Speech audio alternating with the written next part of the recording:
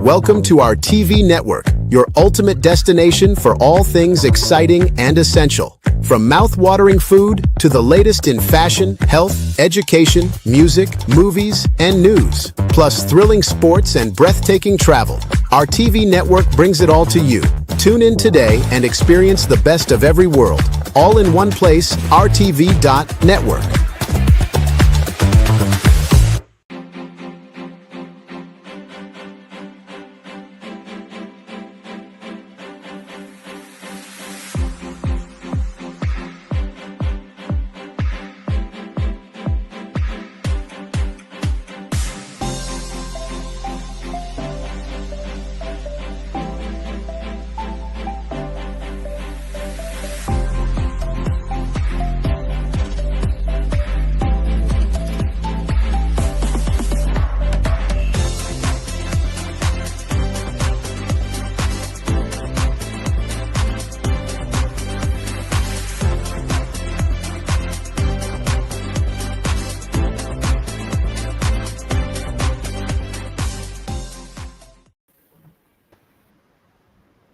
Welcome to Connect Caribbean Report here on Kalaloo Alliance Media. Thank you for joining us. Today we are focusing on a very important topic for the Caribbean region. I believe we are in for a very insightful discussion on today's report, the future of Caribbean ports, innovation, shipping, and logistics, with the former Harbour Master of the Barbados Port, Mr. Richard Allen, joining Connect Caribbean World, and Mr. Darwin Talimat, Chairman of the Port Management Association of the Caribbean, joining us in the spotlight. I'm Jennifer Hyland, your host for this week's episode, and joining today our co-host, Ambassador Dr. Andre Thomas, who's the Chairman and CEO of Cleon Group, John Cledenin of the IC Group, and hopefully we'll have Chris Principe. He's the publisher of Financial IT. Through Connect Caribbean, we are bridging the islands, uniting communities, and unlocking new possibilities for the entire region. So stay tuned as we dive into the stories and innovations that are shaping the Caribbean's bright future. Remember, this is your front row seat to the next wave of regional transformation we are covering here on Connect Caribbean Report. We'll be right back with Ambassador Thomas and his guest, Mr. Richard Allen, in Connect Caribbean World right after these messages. This is a Bloomberg Money Minute. President Trump is walking back his latest tariff threat after saying that he planned to double tariffs on Canadian steel and aluminum to 50%. He backed away from that threat Tuesday after Ontario's premier said the province would not place a surcharge on electricity it sends to the U.S. The escalating trade war has spooked investors and corporate leaders and moved markets lower. The Trump administration does apparently have plans to completely abolish the Consumer Financial Protection Bureau that protects consumers from unfair and deceptive financial practices. A CFPB official in charge of laying off the agency's staff told a judge on Tuesday the administration had pushed to fully shutter the agency as recently as last week. We'll be hearing the latest on consumer prices Wednesday. It's expected they probably rose in February at a pace that illustrates plodding progress, letting Fed officials keep the status quo. I'm Nancy Lyons, Bloomberg Radio.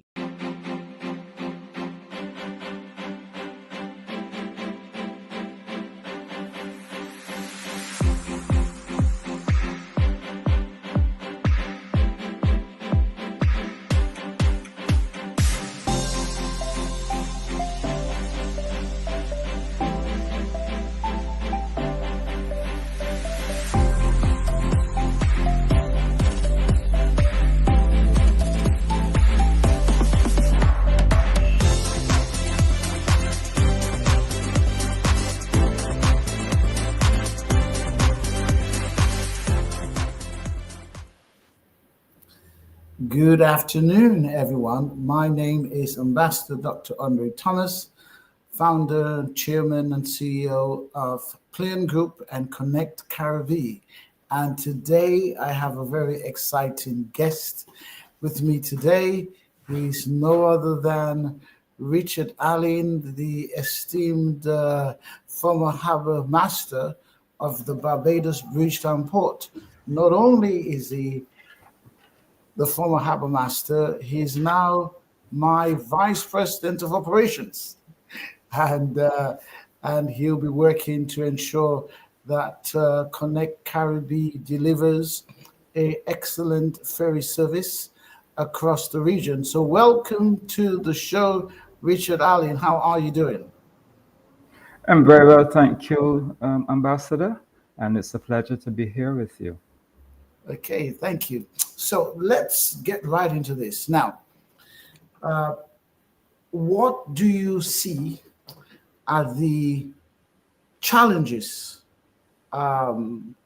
within the ports and the opportunities for increased traffic to the ports that the Connect Caribbean ferry service will actually uh, now create? Okay, well, thank you. And what I will say is that the challenges generally will vary from port to port because they all have different infrastructures. In terms of our first route, which really will be the cargo route linking Barbados, Trinidad, and Guyana, there really no, given the vessel that we have in mind for that route, there really will not be a lot of challenges.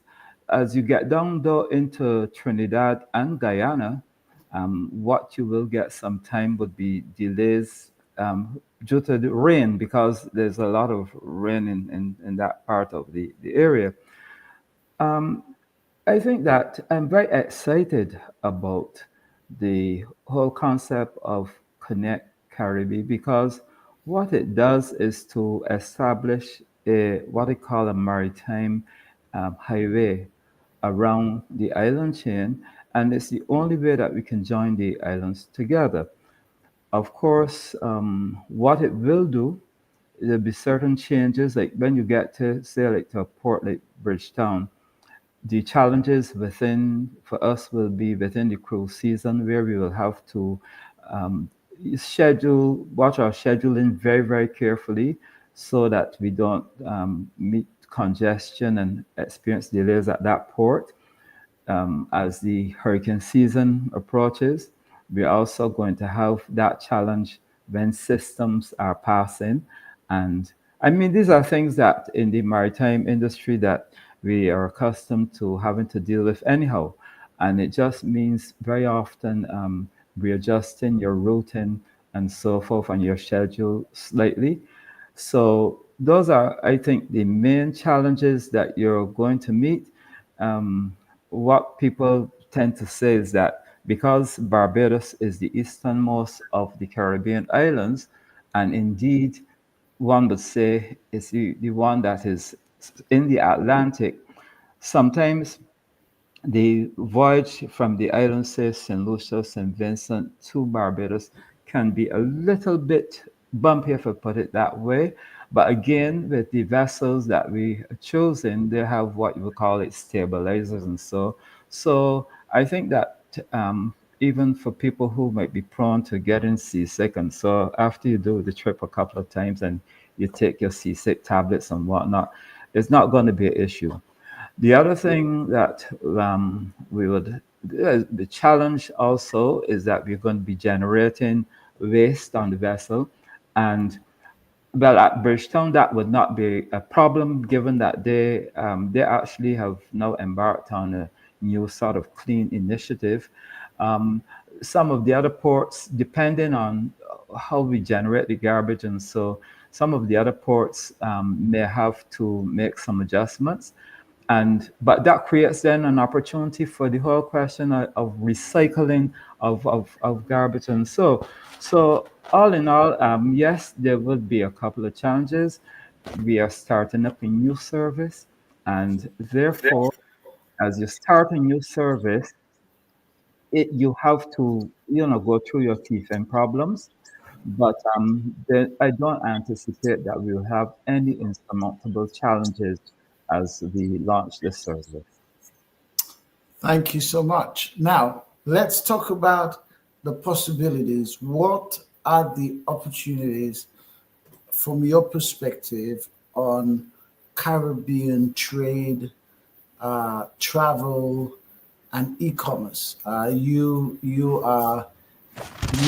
have an outside perspective from having worked in the industry for over 30 years, And then you now have an inside perspective from being part of our executive, important part of our Well, executive. that is Awesome. quite an interesting question, and I'll try to remember the exact points you raised in it. One, the whole question of Caribbean travel. Now, we have a number of ferry services existing within the Caribbean, but none that connect the Caribbean in totality. Also, the airline services. And it's not a question really of sort of, as I say, of complete competing with them as such, but I like to use the term compete because there really may be opportunities for certain synergies and so to exist. And also what it means is that as far as I see it, the sovereign Caribbean, and as you get into the Guyanas and so, are actually still virgin tourist markets, ready to be really developed. And again, we will be able to play a role in that. Then when you look at the whole question of the e-commerce aspect, we, because of the weekly schedule that we'll be having, and I think we are sort of promising once the service is fully rolled out, a 4-day delivery as well, then we will also be able to offer an Amazon type service. Now, what this will do is create opportunities for producers within the Caribbean to be able to market their goods within the Caribbean. And I'm particularly excited about this aspect of the operation because we are not just a company looking to make money, but we are looking at the whole question of wealth creation within the Caribbean so that the whole Caribbean benefits from our presence and not just Connect Caribe. And the last thing also is that recently in Barbados, we had our AgroFest. And the Guyana, they had quite a lovely exhibit there, and there were some other islands that had it, and there were a lot of producers there who exhibited their goods. And we have producers in Barbados too who are just waiting eagerly for such a service to come on stream because they may not have the load say to fit a container, but they have loads. And what will happen then is that we will create opportunities for them to be able to market their goods. And then in doing that, you'll find that the markets will grow for them as well. And the last point also, which I would want to make, is the whole question of food security within Now the country. I'm gonna jump in here because we're out of time for this segment, Okay, but I'm sure we're going to be able to speak to that in the other segments. And so thank stick you. around, Mr. Richard Allen. Thank you for giving us those very important opening points and discussion. And thank you, Ambassador Thomas, for leading with those pertinent questions.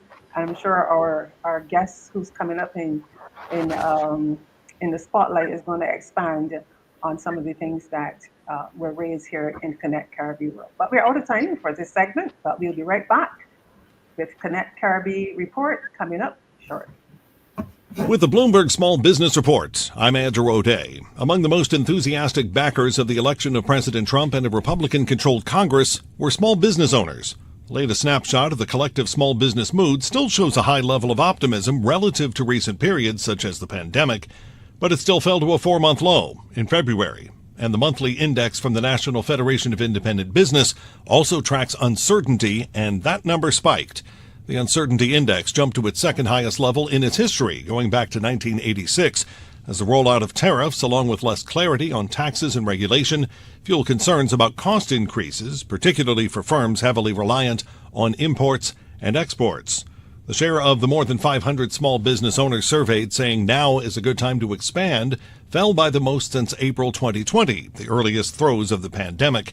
But still, about 2/3 of owners still indicate overall positive health for their companies. That's the Bloomberg Small Business.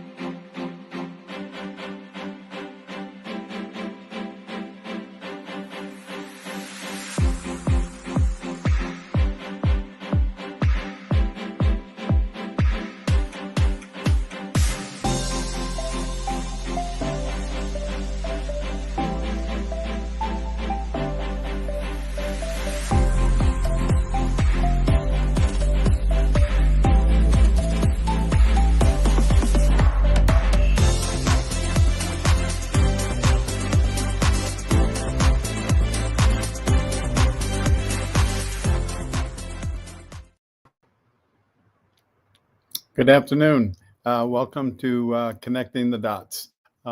When this afternoon, when we're talking about the challenges that we're facing in the innovation, shipping, and logistics, I want to focus on our segment of the program on the high operational costs. Caribbean ports face handling charges that are 2 or 3 times higher than those in similar global ports, and primarily due to inefficient processes, suboptimal management, and inadequate infrastructure, as was talked about in the first section.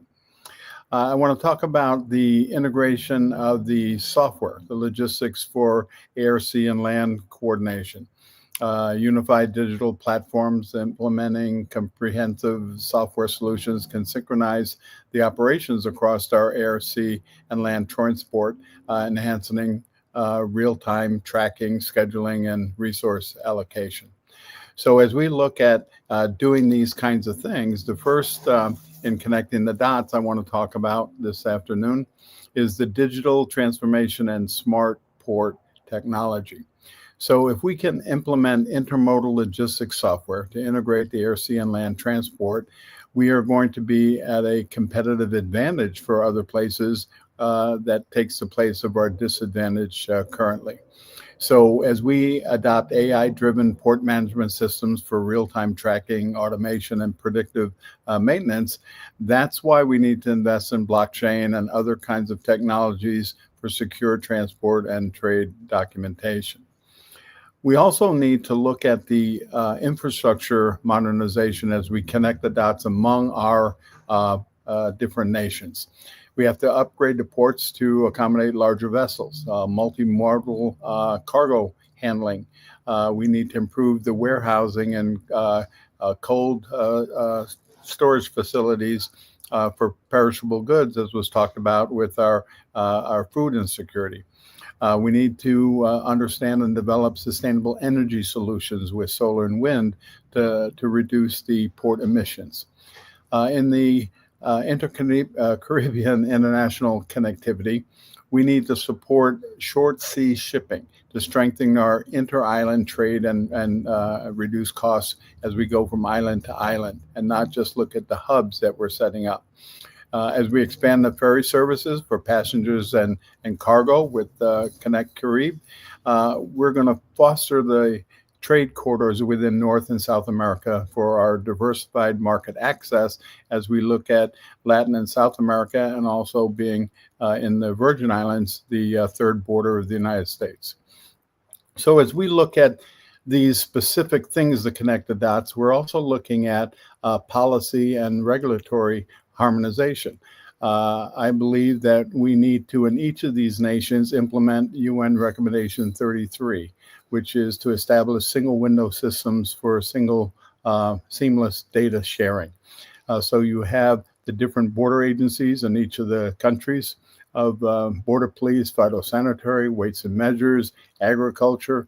And when we look at these border agencies, and a lot of times we have legacy systems that have different ERP formats and structures of the data that need to be comprehended, and in many times is done manually. Even here in the U.S. Virgin Islands, we have a separate customs system, which is not part of the United States ACE system, which is the automated customs environment. So we too need to be able to figure out how to seamlessly integrate these policy and regulatory harmonization standards. So as we standardize the customs procedures across the region, we're going to reduce delays and help with the inefficiencies. So my advocacy is to have a regional maritime authority that's going to align these logistics policies, because it's the policy and the regulatory harmonization that requires support of the software and technology. But at the end, we have to figure out how to have this harmonization and connect the dots among our economic diaspora here. The other thing that in connecting the dots I think is important is the public-private collaboration. So we have, as people know, the MOU signed by U.S. Virgin Islands Governor Albert Bryan Jr. in late 2024. and the expansion of the ferry services connecting the islands that we talked about in the first segment. These developments aim to enhance the inter-island connectivity, streamline trade, and foster this unified economic space. But we need more public-private collaboration. And I think that the private sector driving this economic region is going to be the key in understanding and going through some of the issues that we've had and talking last week about visas and the ability to trade and have a connect the dots among our different nations. The last point I want to talk about really is workforce development and innovation and culture. So as we look at our region and become, Caribbean peoples that have a long legacy and history, that as we join together in this trading bloc, we become a viable force economically to trade as a bloc with other nations. So we need to invest in the training programs for, and specifically in advanced logistics and digital skills in our economy. We need to innovate and create innovation hubs within the ports so that we can pilot emerging technologies that we have, promote knowledge sharing across the Caribbean maritime sector. So when we talk about the technology, there's a strength in the fiber optic subsea cable infrastructure that's going throughout the Caribbean. We're talking now about a diaspora link that links the Caribbean directly to Africa, and there's no right now subsea fiber capacity to do that. But in addition to those kinds of technologies, there is the increasing use of satellite technology. So we have Viacom, we have Starlink that people are familiar with now, and their geosynchronous and synchronous satellites and their ability in the low orbit to be able to move satellites to provide trade is going to, I believe, innovate the satellite communications and the technology. So when we were looking at, as my company, Inner Circle Group, years ago, connecting in the Balkans through the Corridor 10, we used a technology with Motorola and created a canopy so that the remote border locations could communicate via the internet. I think that same situation exists in the Caribbean when we look at how exactly do we connect these dots of nations into a viable internet infrastructure. So in doing that, we can also think of the technology of satellites that's coming to bear. So those satellites can connect directly to the ports. They have satellite phone technology now. If you look at iPhones, the 15 and 16 also have the ability to connect with Bluetooth to satellite technology. And so as we look and create these ADIC, the automatic data and identification and capture with the Internet of Things, those are all ways that we connect the dots in the Caribbean. And I think the satellite technology that can then take information from smart meters and people's homes and electricity, and this data from SMEs and the ports are all going to help us with innovation in connecting the dots. Jennifer, it's been a pleasure this afternoon to talk about these innovative things in shipping and logistics for these sustainable Caribbean ports. Thank you. Thank you very much, John, for that expansive contribution. And it's really great that we have Mr. Darwin Talamat. He's the chairman of the Port Management Association of the Caribbean. And he's also the CEO of the Antigua Port Authority. So who's better yet to answer and address a number of the things that you raised. And I hope to speak to him. I hope that we have enough time in my segment to talk about the harmonized policies, the regulation, integration, labor efficiency is one thing that you raised there, John, automation and digitalization, and of course, a matter of financing. So I hope to get in a lot of these discussions with Mr. Talamat, and we'll be right back with In the Spotlight right after these messages. This is the Bloomberg Real Estate Report. I'm Denise Pellegrini. The Trump administration has reversed its decision to list nearly 80 million square feet of federal property for possible sale. The General Services Administration says the properties could be listed again soon, but for now, it's removed the inventory of non-core properties after receiving, quote, an overwhelming amount of interest.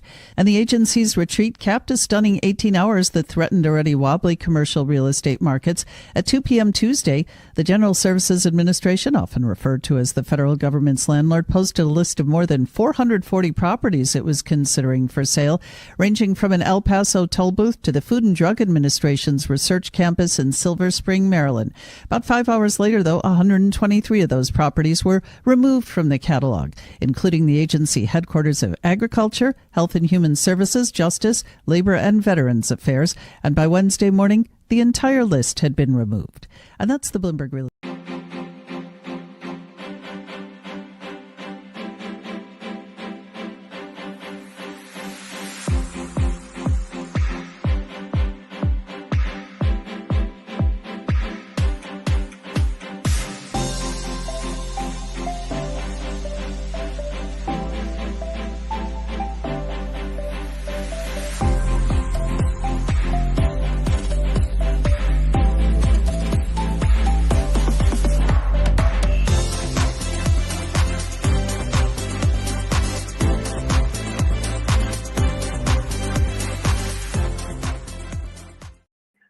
Welcome back to Connect Caribbean Report, and we are in the spotlight. And I'm pleased to have as my guest in the spotlight Mr. Darwin Telemack. He's the chairman of the Port Management Association of the Caribbean and the CEO of Antigua Port Authority. It's so great to have you with us, and thank you. I know your schedule is very, very busy, and so we really appreciate that you've taken the time to join us here on Connect Caribbean Report to talk about this very, very important subject.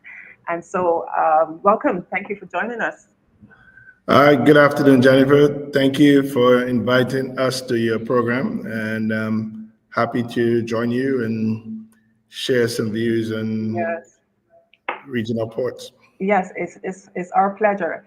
So let me just get going because of the sake of time. Mr. Telemack, you've been a vocal advocate for modernizing Caribbean ports and frequently emphasizing the need for better infrastructure, automation, and regional collaboration. So given the significant role ports played in trade and efficiency and economic growth, to just get your broad view, before we dive into the individual questions, what in your view are the most pressing challenges currently hindering Caribbean ports from, reaching global standards? And what would you say are the immediate steps should be prioritized to address them? Because we're looking at, obviously, from your 360 view. And so I really want to get your take on that particular question. Well, first of all, the ports are going to have different standards, and the standards will vary based on the ultimate objectives. There are some ports that are private ports driven by profitability. They're owned by private interests. Their investment model is different. You have ports that are communal port owned by local government, some federal government and national government. So you have different ports with different missions. In some cases, you have ports that are part of a broader port community. And what I mean by that is you have locations where you have 1 or 2 or 3, 4 ports. That leads to a very competitive environment where ports themselves sharpen each other. And because you have a port around the corner, 5 miles away from you or 20 miles away from you, you have to be up to a certain speed and do things differently. On islands where you have one port owned by the government, serving its people, the mission is different. The requirement for efficiency is the same. The requirement for top quality service, innovation, proper technology, modern infrastructure, all of that is the same. However, the mission is different. The ports don't have to be profitable. They have to be able to deliver efficient, high quality services. It would be great if they are profitable, but as an engine of the government, the objective of social and economic enhancement are paramount over the whole concept of the port itself being profitable. In other words, the port becomes an engine of trade facilitation that ensures that the private sector is strengthened and the private sector can deliver more efficient services to the citizens. And so in that context, most of our ports in the region are public ports serving a domestic marketplace. And in that context, the level of investment is not mirrored by some of the private ports that have a different mission. And so we see models where our regional ports lack the appropriate investments.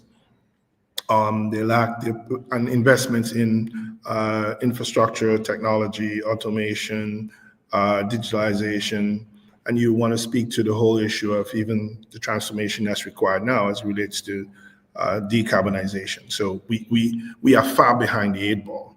If you go to a number of our regional ports, they were built in the 70s, 60s even, and early 80s. Very old structures. You would probably find ports that are not in line with the containerization that we now use as a main mode of transport. Most ports were built as break bulk ports, handling pallets and boxes. That transformation has not yet taken place, mostly because governments are finding it difficult to raise the capital to actually enhance these ports. So there is that gap, and it's a gap that needs to be closed. Well, you raise a number of issues there, Mr. Talamat, because if you're trying to harmonize policies, I mean, who wants to harmonize policies across the Caribbean? And it really, as you're suggesting, it doesn't matter how efficient and technologically savvy one port is if it has to interface with another port that is not. And I think I hear that that's the challenge here that we are faced in Caribbean. But in terms of the limited then regional integration and bringing these ports together, I believe also like a lack of harmonized policies and the logistics, coordinated networks. Again, you're saying makes inter-regional trade, as we're hearing, is going to make it expensive and there's efficiency. So you touch very broadly, but I want to know if you can dig a little deeper from your perspective and talk about the concrete steps that should be taken to foster greater regional integration in ports operation, especially within the CARICOM. Those member states are within CARICOM that has, particular goals for integration in the Caribbean. How can governments then and private sector stakeholders collaborate to create a more seamless and cost-effective trade environment within the context of what we are facing right now? Well, it's going to be difficult to achieve that when you have individual countries establishing their sovereignties, individual governments with particular agendas, and some governments are interested in various aspects of the transport and supply chain. I think the necessity to have that integration that you speak of requires first a broader political strategy that has to be driven by the leaders of the countries. If, for example, you have leaders that are minded by the need to integrate at the port level, then that mandate would come down, and then you would have that point where we bring all of the facilities together. We all do the same thing. Then you design a structure that is consistent as it relates to administration of the port operations, application of appropriate tariffs, designing appropriate structures in terms of scale of the island, demand, objectives, whether you have a multi-purpose port or a single mode port. All of these can be designed, and then those efficiencies show up because countries that don't need a big port would not have a big one, and those that need more complicated port structures would require those. What we have in most cases is every island deciding that we're going to build these complex structures without the thought of integrating around a supply line. And there's also the idea that we all want to be all things to each of us. And so everybody wants to be a hub, everybody wants to be a transshipment point, everybody wants to have all of the components that competes across the archipelago, and that's not going to work. If you look at regions where you have multiple islands and how logistics is coordinated, there's usually one factor that drives a coordinated and sometimes maybe not even efficient, but less cost-effective environment. And that is the unification of the environment by one flag. So it's a government, and the government ensures that the services are allowed to happen within a cabotage structure. So first, because you don't have a common area of transport, the quality of ships that goes from one port to the next has to meet international standards. And so that in itself drives up the cost of transport. So for example, a vessel that goes between Trinidad and Tobago is not measured in the same way as one that goes from Trinidad to Barbados, because Trinidad and Tobago is domestic. The requirements for domestic travel is different in terms of how the vessel from a port state control is managed. Safety is a concern, yes, but you are not measured by the same international requirements once you cross international borders. So the fact that you have these international lines that you go off, and if you start in Trinidad, you're going to go across one for Grenada, one for St. Vincent, one for Barbados, St. Lucia. Every island you go, you're going to have all of these flag states you have to meet. And so sometimes it may not even be the quality of the port itself, but before you start thinking about a ferry service or a container service or trawling service, you now have to ask yourself, can this vessel that I'm buying, can it traverse these international lines? And then the requirement to do that means you have to go up to buy a $10 million vessel instead of a $500,000 vessel that could run between St. Vincent and the Grenadines. I'm sure, not to cross you, I'm sure that Ambassador Thomas is listening intently, and I'm going to get him to respond to that point that you raised, Darwin. But I want, before our segment wraps up, we're bringing you back for Connected Voices so that some of the things that were raised that we weren't really able to expand on in the segments, we'll touch on in the next segment. But again, I'm hearing about, obviously a lot of the inefficiencies, but there's one that I believe for many years have been a challenge across the ports, and that's a matter of labor efficiencies. Beyond infrastructure and equipment upgrades, labor efficiency remains a major factor in port performance. So I want to get your take on this, about the strategies that you believe should be implemented to improve, because if we're not automated at the standard that we should be, obviously there's a heavy reliance on labor. So between that gap between the automation and technological readiness and the resources, human resources, I want to get your take there about the strategies that you believe should be implemented to improve the workforce training that was mentioned in previous segment. We want to talk about productivity, obviously slowing down. If labor and training are challenges, then it continues to be a problem for the ports and private sector and those who are shipping and logistics and so forth. So what strategies do you believe should be implemented to improve workforce training, the productivity, and then the overall operational efficiency at the Caribbean ports? Because obviously, I know that Antigua, you're doing quite a bit there with the Antigua port and bringing it up to world-class global standards. But then you go on to another port that is not even close to what you are seeking to achieve there. So we're going to have to rely very heavily on labor efficiency. So what's your take on that and the overall operational efficiency at Caribbean ports, depending on the labor aspect? Well, sometimes I hope people are ready for answers when they ask questions. No, that's what we're here for. I think that here in Antigua, we are challenged by the same reality in every island, and that is our ports are heavily overburdened with too many people. We are still at the breakbulk structure in our employment numbers.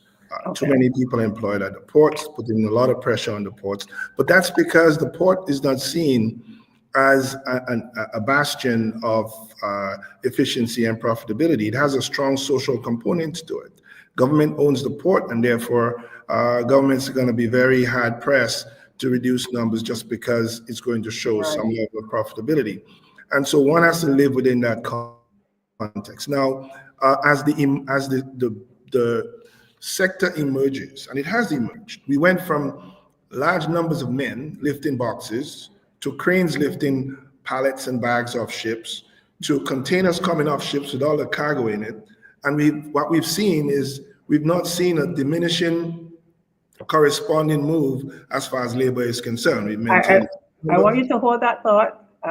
Darwin, want you to hold that thought, and we're going to come right back in Connected Voices, and I want you to continue that point and get the contribution of the other hosts. And we're going to talk about the matter of financing because that was something that we raised as well. So stay tuned, Mr. Talamat. We're going to come back with you and the rest of the team to continue the discussion. So we'll be right back after these messages. Reimagine a world where the Caribbean is seamlessly connected, where our people, our cultures, and our economies move freely across the islands. This is Connect Caribe, more than a ferry service.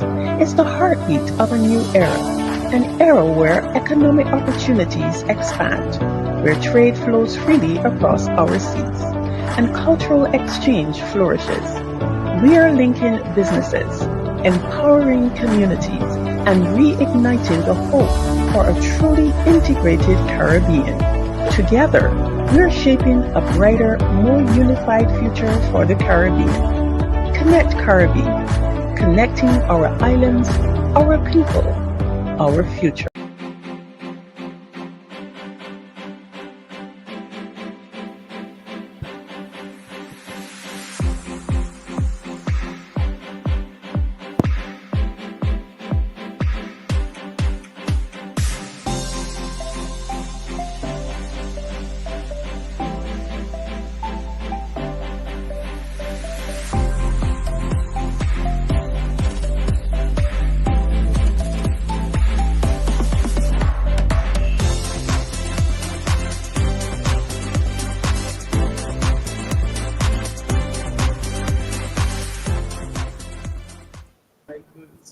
Welcome back to Connect Caribbean Report, and we are in Connected Voices, and I have with me Ambassador Thomas.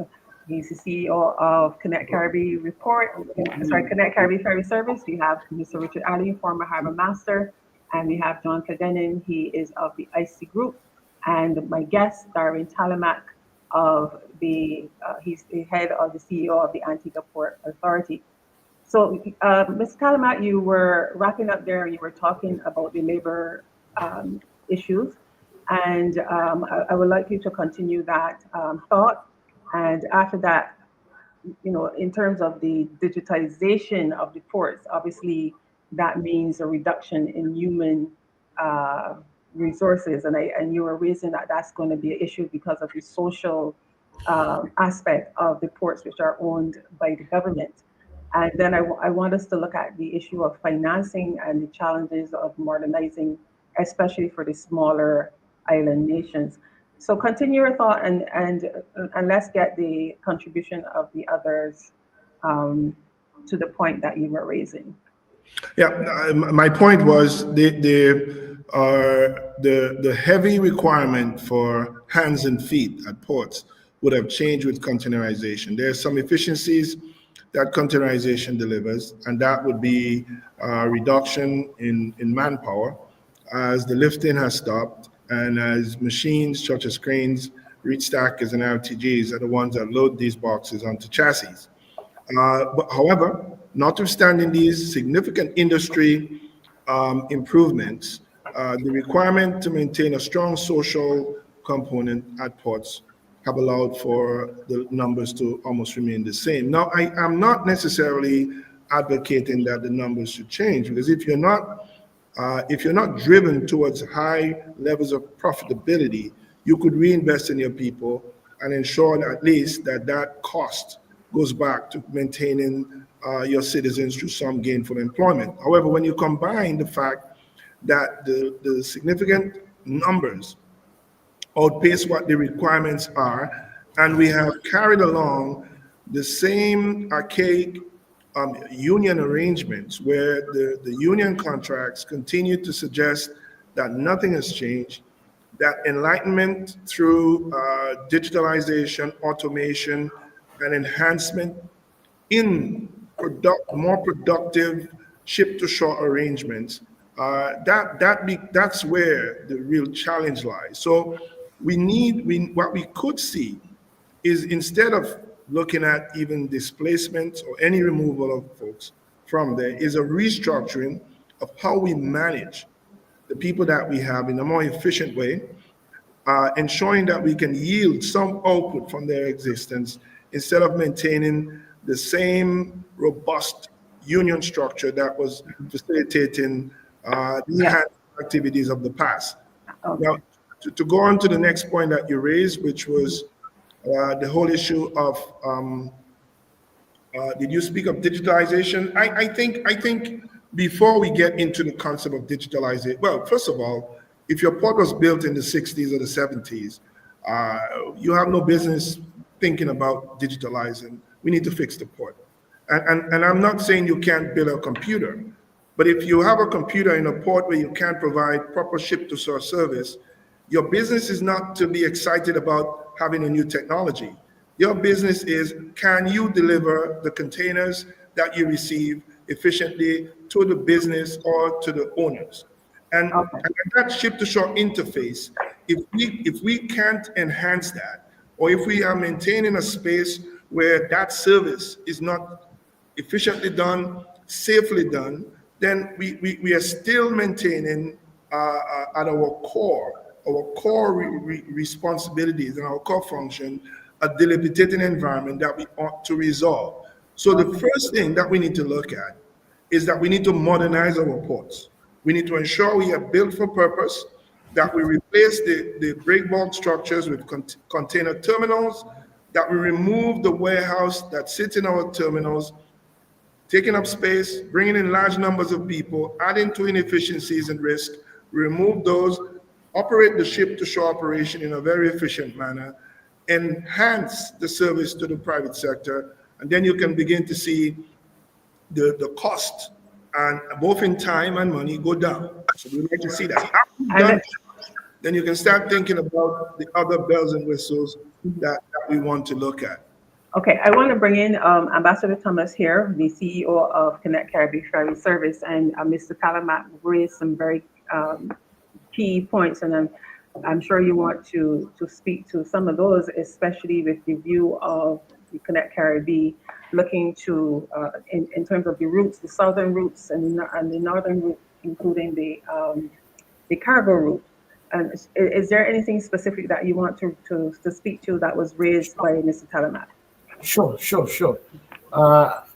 Thank you so much, Darwin. You, as usual, have been very enlightening. Whenever you speak, you educate us. And so, thank you for that. In my mind, when I hear you, I'm thinking about a meeting we're going to be having in about 2 weeks' time. And in that meeting, we're going to create our pricing model. And when I hear you, it's very clear to me that our pricing model has to be based on what's our price, and then we're going to have to add in each port we go a varied price based on the port efficiency, and then we need to add another component which is based on what deal the country gives us. Because I'm thinking that's the only way we can do it. Because certain ports are going to be more efficient, and then the certain countries are going to give us a much better deal. And in terms of how we do that, both for travel and for cargo. So that's what I'm thinking. I actually want your opinion on this, in how we're going to be able to do this. Well, what I can say, Dr. Thomas, is from my experience in the region, if you start straight lining any market, you're going to get in trouble. For example, if you build your service and your rates into an efficient market, and then you believe that you can predicate your success by multiplying that throughout the region, you're going to be in real trouble. So generally, you group the region together, And some efficient ports help you with some inefficient ports. That's the only way you can succeed in terms of how the pricing mechanism can be structured. So generally, you lose some and you win some within that environment. But the key objective of trying to achieve efficiency at port operation within the region has to be that wholesale discussions about how it is that we are going to develop our ports in general, ensuring that we don't burden every island with heavy port costs, developing structures that are too big for the ports themselves, but ensuring that only what is required from one port to the next is designed. That way you mitigate costs, you only insert the type of services into those ports that meet their requirements, and those that can do more complicated types of services, they handle those. It's difficult to say that because everybody wants to do everything, but in an efficient world, you go to what are your strengths and you build on those strengths, and everyone wins when you do that. If you look at it on air freight, we built massive airports everywhere, and now many of the airports are underutilized, heavily burdened in debt. And now that we have not yet done that on the cargo side, I'm imploring the region to not follow that model, but to ensure that we create that type of understanding that everyone doesn't need big. We need only what we need. I like to tell people that your cargo for St. Vincent is St. Vincent's cargo, no matter where it goes through. If it goes to Trinidad or Jamaica, it's yours, it's coming to you. And therefore, we're not competing with anyone because your cargo is yours. So let me ask you this question, and then I'm going to bring John in. From where you sit, Darwin, as the chairman of the Port Management Association of the Caribbean, and you obviously are aware of I believe, where each port standard is there, and based on the conversation that you're having with Ambassador Thomas, is there a weighting or some information that suggests where each port standard is so that as you build your business around the efficiency or inefficiencies of a port, you know beforehand that, let's say, XY countries grade is at such a level, and therefore you would know, well, this is the approach that and business model that I need to create around this particular island port as the juncture of where we are right now. I know that you said we have to modernize, but that's not where we are right now.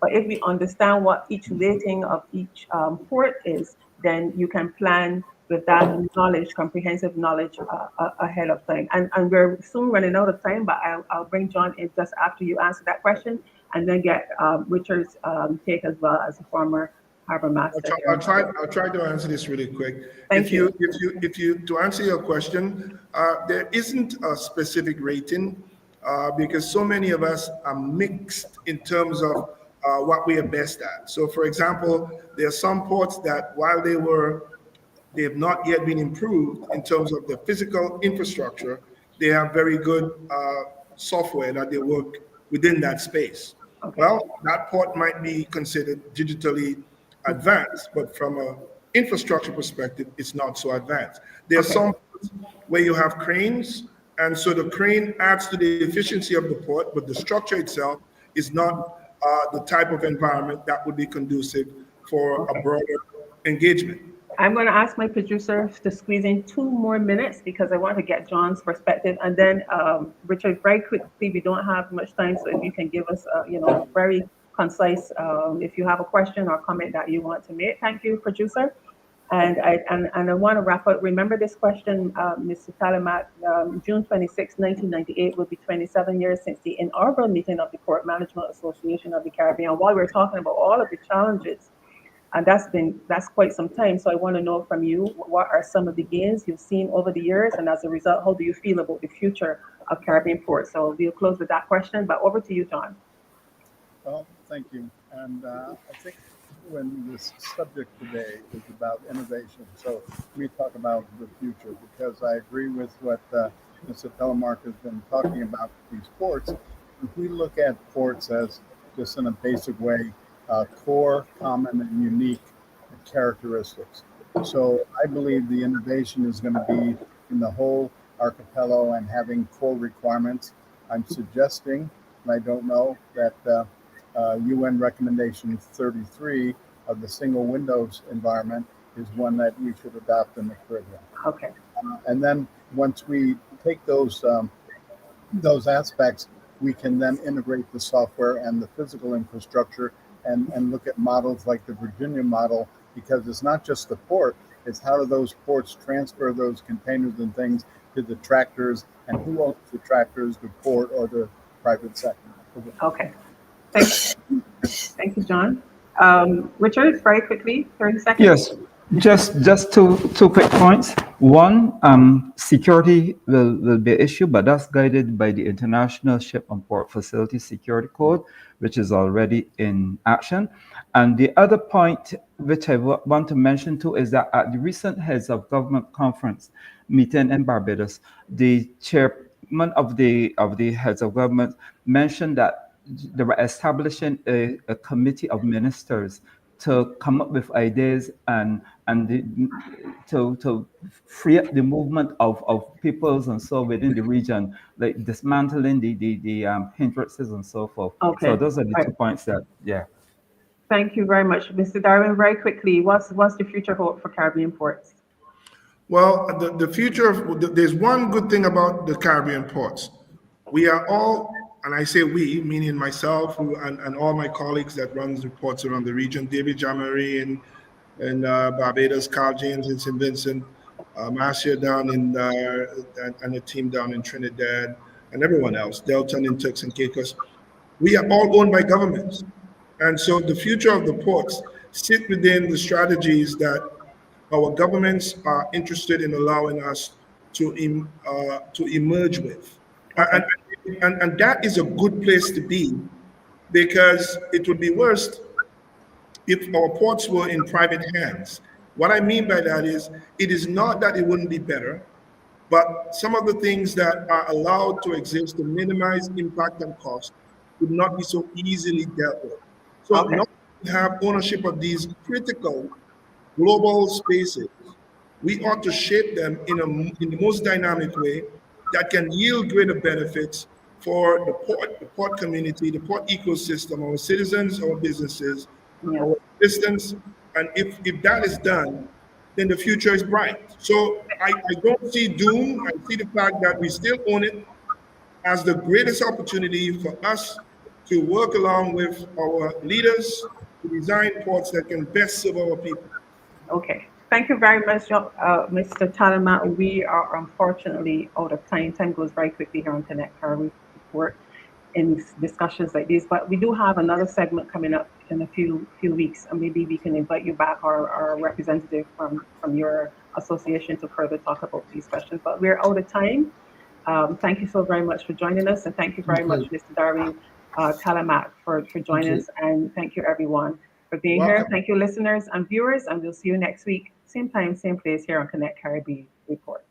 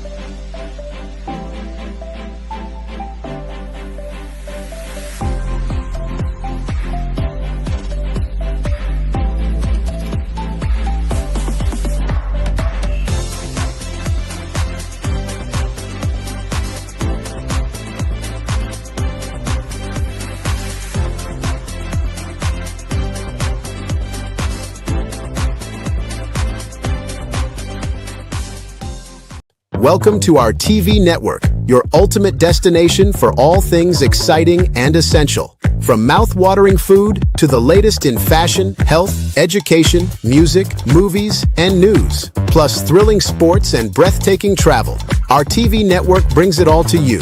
Tune in today and experience the best of every world, all in one place, rtv.network.